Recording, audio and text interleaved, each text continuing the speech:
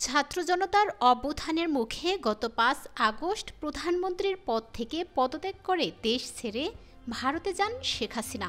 গত ২ মাসে হাসিনার ভারতে অবস্থান নিয়ে নানা আলোচনা সমালোচনা হয়।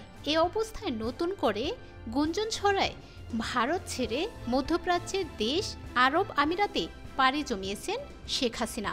শেখ হাসিনার ভারত ছাড়ার এই সংবাদে সারা দেশ এখন উত্তাল। ঠিক তখন বিষয়টি নিয়ে মুখ খুললেন তার ছেলে সজীব ওয়াজেদ জয়। সোমবার রাতে গণমাধ্যমের সঙ্গে আলাপকালে সজীব ওয়াজেদ জয় জানালেন, শেখ হাসিনার ভারত ছেড়ে যাওয়ার খবর সঠিক নয়। জয় বলেন, আমার মা ভারত ছেড়ে গিয়েছে বলে যে খবর শোনা যাচ্ছে সেটি সঠিক নয়। তিনি এখনও ভারতেই অবস্থান করেছেন। এর আগে সজীব ওয়াজেদ জয় বলেন, সাবেক প্রধানমন্ত্রী শেখ হাসিনা ভারত ছাড়তে কোনো চাপ নেই। আর গত ৩ অক্টোবর জাতীয় সংসদ নির্বাচনে শেখ হাসিনার অংশ নেওয়া প্রসঙ্গে প্রভাবশালী মার্কিন সাময়িকী টাইমস ম্যাগাজিনের সঙ্গে কথা বলেন সজীব ওয়াজেদ জয়। ওই সময় জাতীয় নির্বাচনে শেখ হাসিনার অংশগ্রহণের বিষয়ে তিনি বলেন, তার নির্বাচনের লড়াইয়ের বিষয়ে এখনও কোনো সিদ্ধান্ত হয়নি।